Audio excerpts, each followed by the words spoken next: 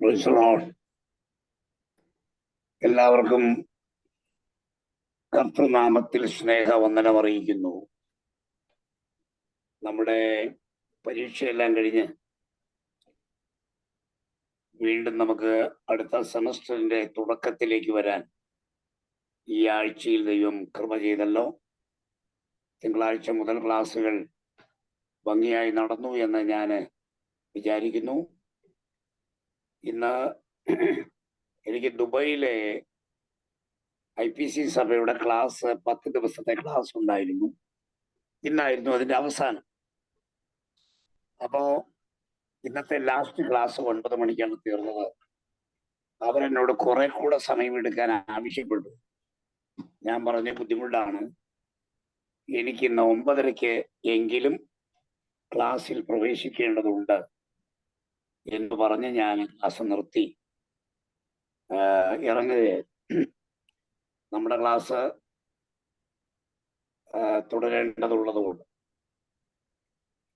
കർത്താവിന്റെ വരവ് താമസിച്ചാൽ നമുക്ക് ഈ സെമസ്റ്ററും വളരെ ഭംഗിയായി നടക്കണം.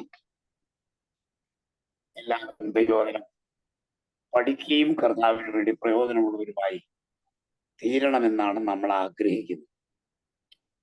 ഇതുവരെയും ക്ലാസ് ഉത്സാഹം എടുത്തുകൊണ്ടിരുന്നല്ലോ. ടെക്നോളജി എന്ന വിഷയം നിങ്ങൾ ഈ സെമസ്റ്ററിൽ പഠിക്കാൻ തുടങ്ങുന്നു. കർത്താവ് നിങ്ങളെ എല്ലാവരെയും അനുഗ്രഹിക്കട്ടെ. വളരെ കുറഞ്ഞ സമയങ്ങൾ മാത്രമാണ് ഞാൻ ക്ലാസ് എടുക്കാനായിട്ട് ആഗ്രഹിക്കുന്നുള്ളൂ. കാരണം ഞാനിപ്പോൾ ഒരു 1.5 മണിക്കൂർ ക്ലാസ് കഴിഞ്ഞിരിക്കുകയാണ്. അടുത്ത വ്യാഴാഴ്ച നമുക്ക് കൂടുതൽ സമയം ഉപയോഗിക്കാനായിട്ട് കഴിയും എന്നാണ് പ്രതീക്ഷിക്കുന്നത്. നിങ്ങളെല്ലാവരും ക്ഷേമമായിരിക്കുന്നു എന്ന് കരുതുന്നു. നിങ്ങളുടെ പേപ്പറുകൾ, ആൻസർ പേപ്പറുകൾ ഞാൻ നോക്കിയിട്ടില്ല. അതിനുള്ള ടൈം എനിക്ക് ഈ ആഴ്ച കൂടെ കഴിഞ്ഞില്ല. നാളെ മുതൽ ഞാൻ 3 ദിവസത്തേക്ക് മൂന്നാറിലാണ്. ഞങ്ങളുടെ സെന്ററിന്റെ കൺവെൻഷൻ ആണ്. അപ്പൊ നാളെ രാവിലെ അവിടേക്ക് പോകേണ്ടതുണ്ട്. ഈ തിരക്കുകളൊക്കെ കഴിഞ്ഞിട്ട് വേണം ഞാൻ ആൻസർ പേപ്പർ നോക്കാൻ എന്ന് വിചാരിക്കുക. കാരണം ഈ തിരക്കിനിടയിൽ പേപ്പറൊക്കെ നോക്കാൻ പോയാൽ എനിക്ക് എന്തൊക്കെ സംഭവിക്കുമെന്ന് എനിക്ക് തന്നെ അറിയില്ല. അതുകൊണ്ട് വെറുതെ ആഘാതം ഉണ്ടാക്കണ്ട. പ്രതീക്ഷിച്ചതുപോലൊക്കെ ചിലർ എഴുതിയില്ലെങ്കിൽ നമുക്ക് ചിലപ്പോൾ ഷോക്ക് ഉണ്ടാവും. ചിലർ ചിലപ്പോൾ നന്നായി എഴുതും. ചില ആളുകൾ ഈ പഠിച്ചതൊന്നും പേപ്പറിൽ എഴുതാൻ വരുമ്പോൾ അവർ മറന്നു പോകുന്ന ആൾക്കാർ. അപ്പൊ അങ്ങനെ വരാതിരിക്കാൻ ദൈവം കൃപ ചെയ്യട്ടെ. നമ്മൾ വെളിപ്പാട് പുസ്തകത്തിൽ പഠിച്ചു നിർത്തിയത് എവിടെയാണെന്ന് നിങ്ങൾക്ക് എത്ര പേർക്ക് ഓർമ്മയുണ്ട്? ഏതാണ് വിഷയമെന്ന്? സെക്കൻഡ് സെമസ്റ്ററാണ്, വെളിപ്പാടിന്റെ കണ്ടിന്യൂഷനുമാണ്. എവിടെയാണ് പഠിച്ചു നിർത്തിയതെന്ന് ഓർമ്മയുള്ളവർ അതൊന്ന് പറയാമോ? ഡിസ്കണ്ടിന്യൂ ആയിപ്പോയി, എല്ലാം മറന്നുപോയോ? 6-ാം അധ്യായം വരെ നമ്മൾ നോക്കിയെന്ന് എനിക്ക് തോന്നുന്നു, അല്ലേ? 5 വരെ കംപ്ലീറ്റ് പഠിച്ചു. 6 തൊട്ട് അതിന് ഉന്മേഷം തന്നു, മഹോദരകാലം എന്നുള്ള ആ ഒരു അതുവരെ പഠിച്ചു നിർത്തി. 6-ാമത്തെ ചാപ്റ്റർ പഠിച്ചു കഴിഞ്ഞില്ലേ? അതെ അതെ. Okay okay, thank you. ഇല്ല സാറേ, 6ാമത്തെ ചാപ്റ്റർ പഠിച്ചില്ല. എന്തോ? 6ാമത്തെ ചാപ്റ്റർ എക്സ്പ്ലെയിൻ ചെയ്തിട്ട് ഓക്കെ ഓക്കെ ഓക്കെ. നമ്മള് വെളിപ്പാട് പുസ്തകം പഠിക്കുന്നത് ചാപ്റ്റർ ബൈ ചാപ്റ്റർ ആയിട്ടല്ല. വെളിപ്പാട് പുസ്തകം നമ്മൾ പഠിക്കുന്നത് സബ്ജക്റ്റ് വൈസിലാണ്. അതിനകത്ത് ഓരോ സബ്ജക്റ്റ് എടുത്ത് ഇങ്ങനെ പഠിച്ച് പഠിച്ച് പഠിച്ച് പോവുക, ചാപ്റ്റർ ബൈ ചാപ്റ്റർ ആയിട്ടല്ല. അതിന്റെ കാരണം വെളിപ്പാട് പുസ്തകത്തിൽ വിഷയങ്ങളുടെ ക്രമമേ ഉള്ളൂ. സംഭവങ്ങൾ കണ്ടിന്യൂസ് ആയിട്ട് വരുമ്പം മാറി കയറിയൊക്കെ വരുന്നത്. അതുകൊണ്ടാണ് ചാപ്റ്റർ ബൈ ചാപ്റ്റർ ആയിട്ട് പഠിക്കാൻ പറ്റുക. പഠിച്ചാൽ കൺഫ്യൂഷനാവും. അതിലെ പ്രധാനപ്പെട്ട കാര്യങ്ങൾ ഓരോന്നോരോന്നോരോന്ന് പഠിച്ചു പോവുക. എന്താണ് മഹാപീഡനം നമ്മൾ പഠിച്ചു. എന്തുകൊണ്ടാണ് മഹാപീഡനം? എന്താണ് ഉദ്ദേശം? മഹാപീഡന കാലത്ത് 2 വിഭാഗങ്ങളെ ഭൂമിയിലുള്ളൂ. യഹൂദനും ലോക ജനതയും. സഭ ഭൂമിയിലില്ല. സഭ ഭൂമിയിലില്ല. യഹൂദനെ ശുദ്ധീകരിക്കാനും ലോക ജനതയെ ശിക്ഷിക്കാനുമുള്ള കാലമാണ് മഹാപീഡനം.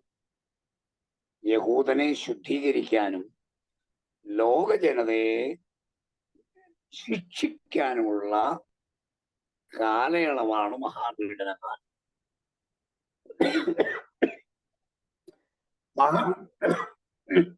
മഹാപീഡന കാലത്തിന് രണ്ട് ഭാഗങ്ങളുണ്ട്.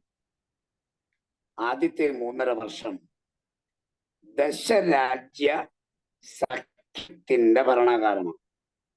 രണ്ടാമത്തെ 3.5 വർഷം എതിർ ക്രിസ്തുവിന്റെ ഭരണകാലമാണ്. ആദ്യത്തെ 3.5 വർഷം 10 രാജാക്കന്മാരുടെ കാലം. അത് കഴിഞ്ഞാൽ എതിർ ക്രിസ്തുവിന്റെ കാലം. 2 കാലമാണ്. നമ്മളത് മനസ്സിലാക്കാൻ 2 വേദഭാഗങ്ങൾ നമുക്ക് നോക്കാം. ഒന്ന് ദാനിയേൽ പ്രവാചകൻ 7-ാം അധ്യായം.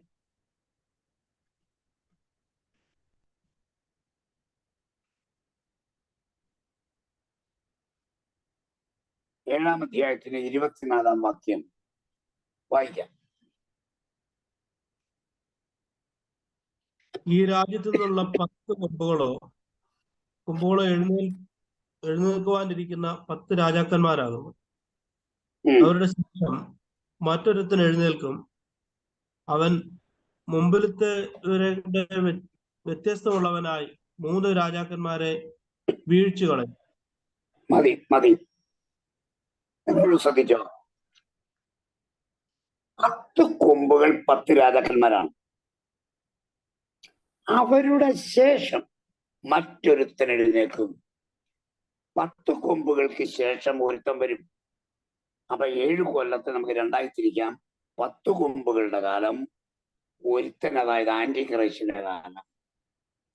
10 കൊമ്പുകളുടെ കാലം 3.5 കൊല്ലം. ആന്റി ക്രൈസ്റ്റിന്റെ കാലവും 3.5 കൊല്ലം. അങ്ങനെയാണ് 7 കൊല്ലം. 7 കൊല്ലം എതിർ ക്രിസ്തു ഭരിക്കുന്നില്ല. 7 കൊല്ലം എതിർ ക്രിസ്തു ഭരിക്കുന്നില്ല. നമുക്ക് ചില വാക്യങ്ങൾ നോക്കാം. അപ്പൊ അതൊന്നുകൂടെ ക്ലിയർ ആണ്.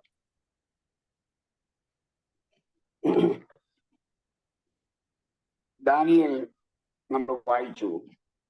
ദാനിയേലിന്റെ 7:25. ദാനിയേൽ 7:25.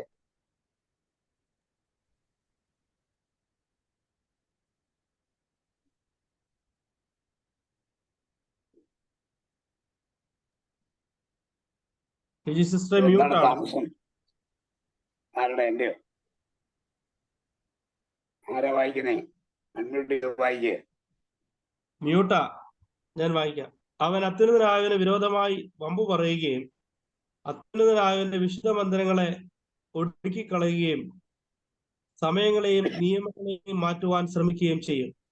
കാലവും കാലങ്ങളും കാലാംശങ്ങളും അവർ അവന്റെ കയ്യിൽ ഏൽപ്പിക്കപ്പെട്ടിരിക്കുന്നു. മതി. കാലവും കാലങ്ങളും കാലാംശവും ആന്റി ക്രൈസ്റ്റിന്റെ കയ്യിൽ ഏൽപ്പിക്കപ്പെട്ടിരിക്കുന്നു. 3.5 കൊല്ലം. കാലം 1 വർഷം, കാലങ്ങൾ 2 വർഷം, കാലാംശം 1/2 കൊല്ലം. ഇനി വെളിപ്പാട് പുസ്തകം 11:3 വാക്യം. വെളിപ്പാട് 11:3.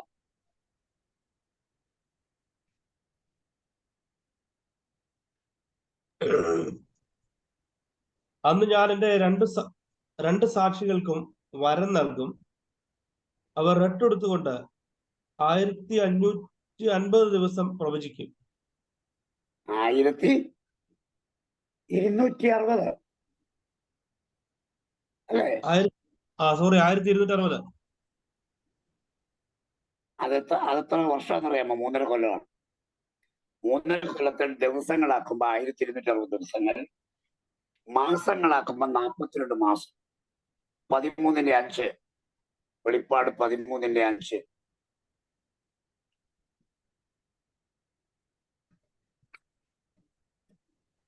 വമ്പും ദൂഷണവും സംസാരിക്കുന്ന വായ് അതിന് ലഭിച്ചു.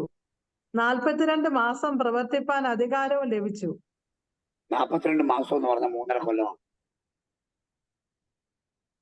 ഇനി വെളിപ്പാട് 12:14.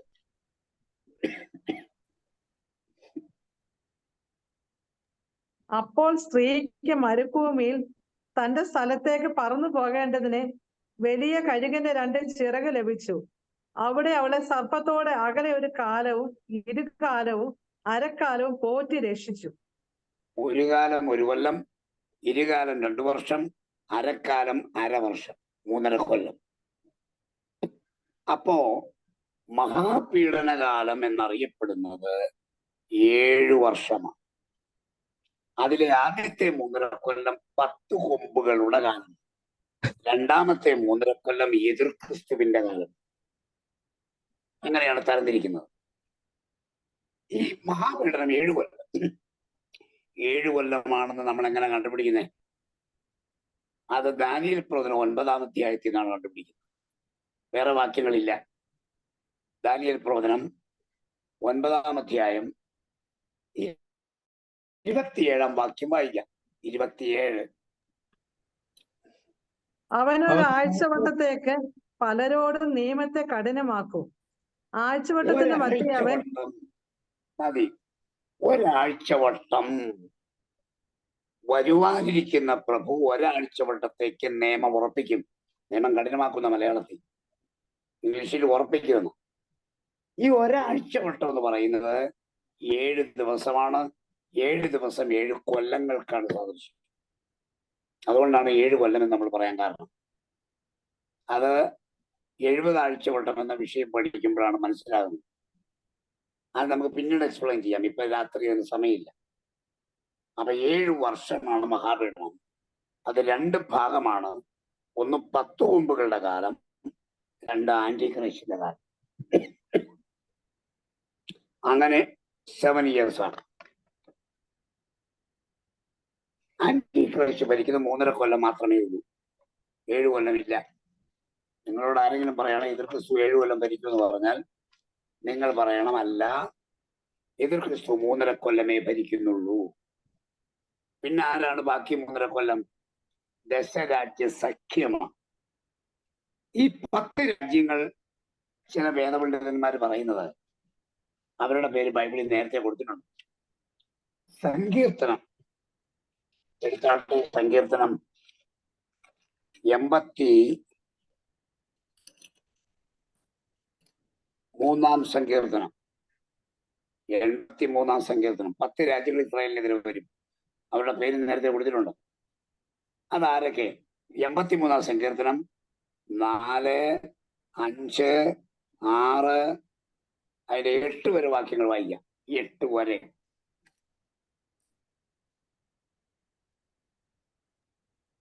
വരുവീൻ, ഇസ്രായേൽ ഒരു ജാതിയായിരിക്കാതെ വേണം നാം അവരെ മുടിച്ചു കളക.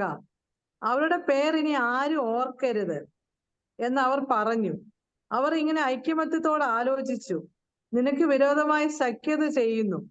ഏദോമ്യരുടെയും ഇശ്മായേലരുടെയും കൂടാരങ്ങളും മോവാബരും ഹഗ്ഗരരും കൂടെ ഗേബാലും അമ്മോനും അമാലേക്കും ഫെലിസ്ത ദേശത്തും സോർ നിവാസികളും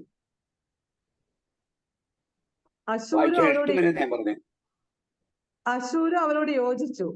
അവർ ലോത്തിന്റെ മക്കൾക്ക് സഹായമായിരുന്നു. മതി മതി, നിങ്ങളത് എണ്ണി നോക്കിയോ. ഈ 6 മുതൽ 8 വരെ വാക്യങ്ങളിൽ 10 രാജ്യങ്ങളുടെ പേര് കാണും. ഇന്നത്തെ പേരല്ല ചില രാജ്യങ്ങൾക്ക് കേട്ടോ. ഇന്നത്തെ ലേറ്റസ്റ്റ് പേരല്ല. ഏതോമ്യർ. ഏതോമ്യർ എന്ന് പറഞ്ഞാൽ ഇന്നത്തെ ജോർഡാനാണ്. ഇന്നത്തെ യോർദാൻ എന്ന് പറയുന്ന വേറൊരു പേരാണ് ഏതോമ്യർ. ഇശ്മായേല്യരുടെ കൂടാരങ്ങൾ. ഹാഗറിന്റെ മകനായ ഇശ്മായേലിനെ ചിതറിപ്പാർത്തത് കൂടുതലും സൗദി അറേബ്യയിലാണ്. അപ്പോ ഇശ്മായേല്യ കൂടാരങ്ങൾ. മോവാബ്യർ, അവരും ഈ പറഞ്ഞ പോലെ ജോർദാനും സിറിയയ്ക്കും ഇടയിൽ കഴിഞ്ഞുകൂടുന്നൊരു ജനവിഭാഗമാണ് മോവാബുകാർ. ഹഗ്ഗർ, അവരാരാണെന്ന് ലേറ്റസ്റ്റ് പേര് നമുക്ക് അറിഞ്ഞുകൂടാ. ഗബാൽ, ഇതെല്ലാം ഇസ്രായേലിനോട് സമീപ രാജ്യങ്ങളിൽ പെട്ടതാണ്.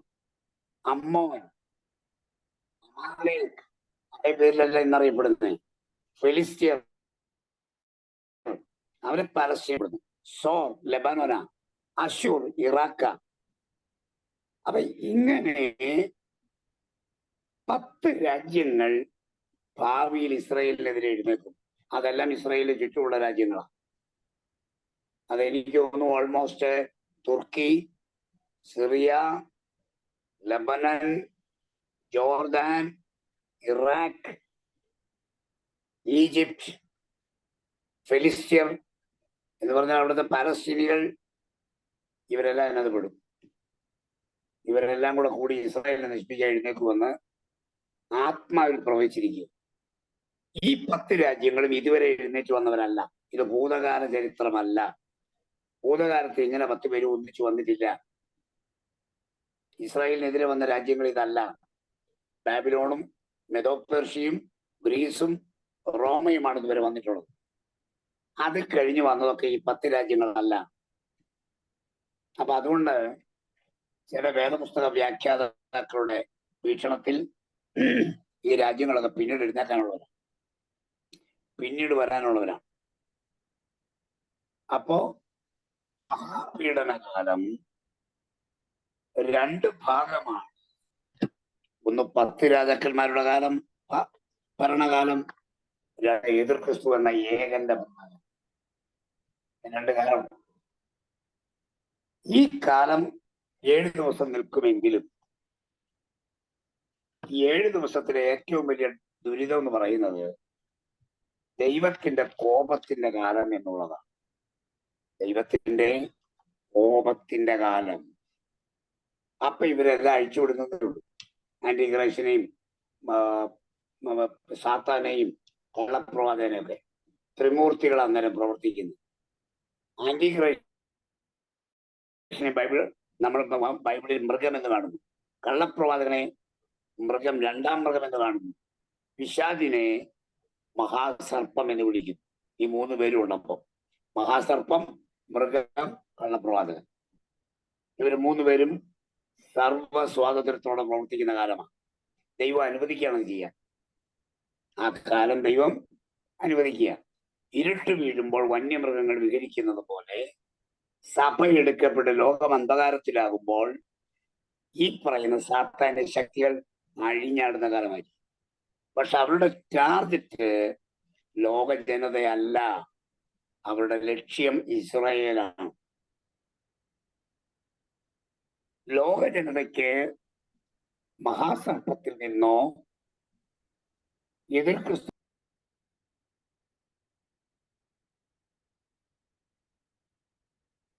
സാറേ മ്യൂട്ടാണേ. മ്യൂട്ടാ.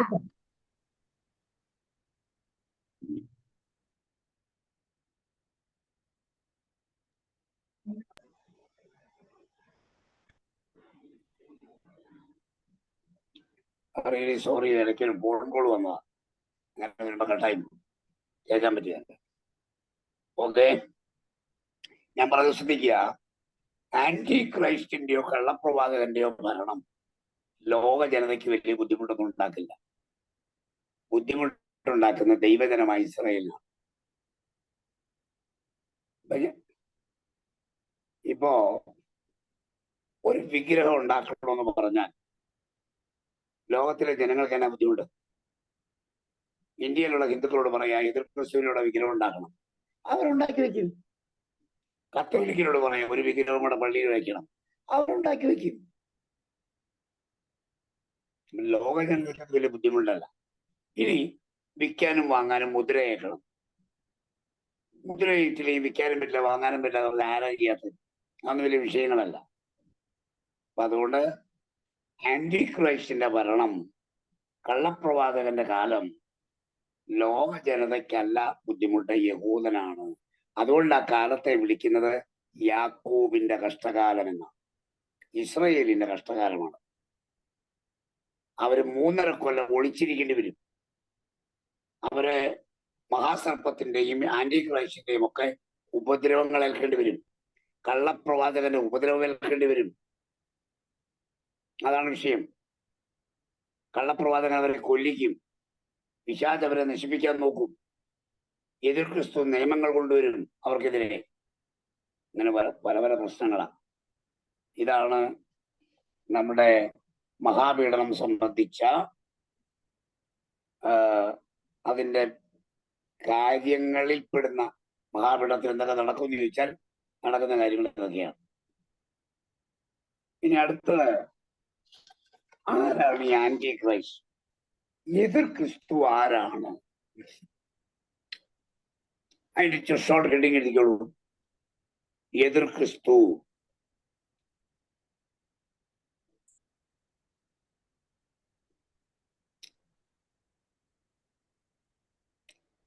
എതിർ ക്രിസ്തു എന്ന് പറഞ്ഞാൽ ഇംഗ്ലീഷിലെ ആന്റി ക്രൈസ്റ്റ് എന്നാണ്.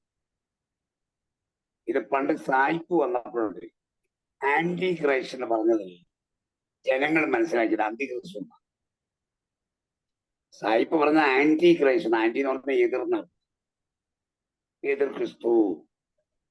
പക്ഷെ കേൾവിക്കാരുടെ തല കിട്ടിയത് എന്നാണെന്നറിയാമോ? എടാ, സായിപ്പ് എന്ന് പ്രസംഗിച്ച അന്തിക്രിസ്തുവിനെ. അന്തിക്രിസ്തു എന്നൊരു പ്രയോഗം ബൈബിളിൽ ഇല്ല. അന്തിക്രിസ്തു എന്ന പ്രയോഗം ബൈബിളിൽ ഇല്ല. പിന്നെ എങ്ങനെ വന്നെന്ന് ചോദിച്ചാൽ, ആന്റി ക്രൈസ്റ്റ് എന്ന പ്രയോഗത്തെ തെറ്റിദ്ധരിച്ചതാണ് അന്തിക്രിസ്തുവായത്. സായിപ്പ് പറഞ്ഞു ആന്റി ക്രൈസ്റ്റ്, കേട്ടിരുന്ന ജനം അതിനെക്കുറിച്ച് പിന്നീട് പറഞ്ഞു അന്തിക്രിസ്തു. അതാണ് ആ പദം വരാൻ കാരണം. അന്തിക്രിസ്തു എന്ന പ്രയോഗം ബിബ്ലിക്കലല്ല, അങ്ങനൊരു വാക്കേ ഇല്ല. Anti Christ. എന്തുകൊണ്ടാണ് ഈ വ്യക്തിത്വത്തെ ആന്റി ക്രൈസ്റ്റ് എന്ന് പറയാൻ കാരണം? ക്രിസ്തുവിന് എതിരായ ക്രിസ്തുവിന്റെ വ്യാജ രൂപമാണ് ആന്റി ക്രൈസ്റ്റ്. ഈ ലോകത്ത് ദൈവം വാഗ്ദത്തം ചെയ്തതാണ് ക്രിസ്തുവിനെ, ഇസ്രായേലിനും ലോകത്തിനും. ആ ക്രിസ്തുവിനെതിരായി വരുന്ന കള്ളക്രിസ്തു, വ്യാജ ക്രിസ്തു, അതിനെയാണ് ആന്റി ക്രൈസ്റ്റ് എന്ന് വിളിക്കുന്നത്. കപട മശിഹ, സിയോഡോ, കപട മശിഹ. യഥാർത്ഥ മശിഹയല്ല. ജനം തെറ്റിദ്ധരിക്കുന്നേ ഉള്ളൂ ഇതാണ് മശിഹയെന്ന്. യഹൂദനും തെറ്റിദ്ധരിക്കും, തുടക്കത്തിൽ യഹൂദനും തെറ്റിദ്ധരിക്കും, ഓ ഇത് ഞങ്ങളുടെ മശിഹയാണ്. അപ്പം ആന്റി ക്രൈസ്റ്റ് എന്ന് പറഞ്ഞാൽ വ്യാജ മശിഹ എന്ന് നമ്മൾ മനസ്സിലാക്കണം. വ്യാജന, ഒറിജിനൽ അല്ല, ഡ്യൂപ്ലിക്കേറ്റ്. വ്യാജ മശിഹ ഇന്നുണ്ട്. ഇന്ന് പക്ഷേ കള്ളക്രിസ്തു അല്ല, ഇന്നുള്ളതിനെ സ്യൂഡോ ക്രൈസ്റ്റ് എന്നാ പറയുന്നത്, വേറൊരു ക്രിസ്തു. നിങ്ങളെ 2 കൊരിന്ത്യർ 11-ാം അധ്യായം 4-ാം വാക്യം ഒന്ന് വായിച്ച് ദൈവമക്കളുടെ ഇടയിൽ കൊണ്ടുവരണം. 2 കൊരിന്ത്യർ 11:4.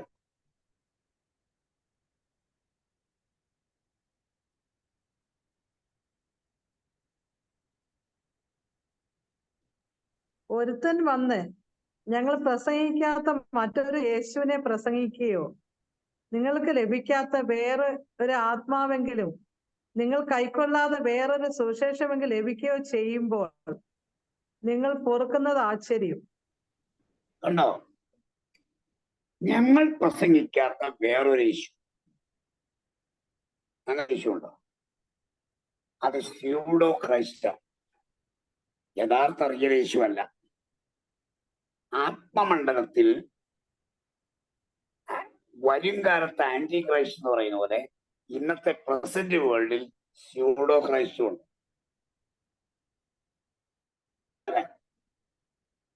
നമ്മൾ ഉദ്ദേശിക്കുന്ന എതിർ ക്രിസ്തു ഒന്നും അല്ല. പ്രസംഗകരും പ്രഭാഷകരും ഉപദേശിമാരും ആത്മീയതോളവും കൂടെ യേശു എന്ന പേര് വേറൊരുത്തിനെ അവതരിപ്പിക്കുക, അതിനെയാണ് സ്യൂഡോ ക്രൈസ്റ്റ് എന്ന് പറയുന്നത്. ഉദാഹരണത്തിന്, നീ യേശുവിനെ വിളിച്ചാൽ മതി, യേശു നിനക്ക് എല്ലാം തരും, നിന്റെ ജീവിതത്തെ ഉയർത്തും, നിന്നെ ദൈവം എന്താ പറയാ, ആവശ്യമില്ലാത്തതെല്ലാം മനുഷ്യന്റെ തലയെ വലിച്ചു കയറ്റി വയ്ക്കുക. ഇത് റിയൽ യേശു പഠിപ്പിച്ചതിനെതിരാണ്. യഥാർത്ഥത്തിൽ യേശു എന്താണെന്ന് സുവിശേഷങ്ങളിലുണ്ട്. ആ യേശു പഠിപ്പിച്ചതിന് വിരുദ്ധമായി പറയുന്നതാണ് ഈ പറയുന്ന കപട യേശു. യേശു അങ്ങനെ പറഞ്ഞിട്ടില്ല, യേശു അങ്ങനെ പഠിപ്പിച്ചിട്ടില്ല. യേശു പറയാത്തതിനെ അവർ പറയുകയാണ്. അതിനെയാണ് കപട യേശു എന്ന് വിളിക്കുന്നത്, സ്യൂഡോ ക്രൈസ്റ്റ്. മറ്റത് ഫോൾസ് ക്രൈസ്റ്റ്, ആന്റി ക്രൈസ്റ്റ്. ഈ പ്രയോഗങ്ങളിൽ വ്യത്യാസമാണ്.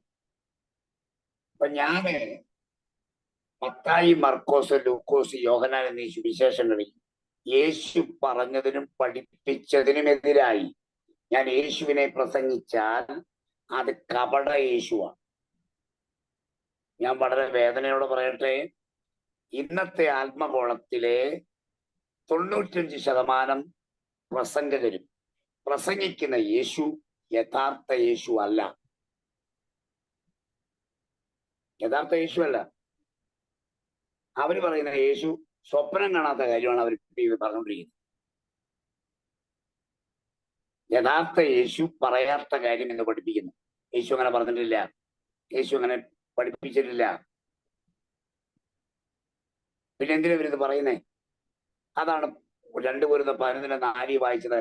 ഞങ്ങൾ പ്രസംഗിക്കാത്ത യേശു, അപ്പോസ്തലന്മാർ പറയാത്ത യേശുവിനെ പ്രസംഗിക്കുന്നു ഇന്നത്തെ ലോകം. തിരിച്ചറിയാൻ ദൈവമക്കൾക്ക് കഴിയണം. അത് എന്ത് ചെയ്യണം? തിരിച്ചറിയണം.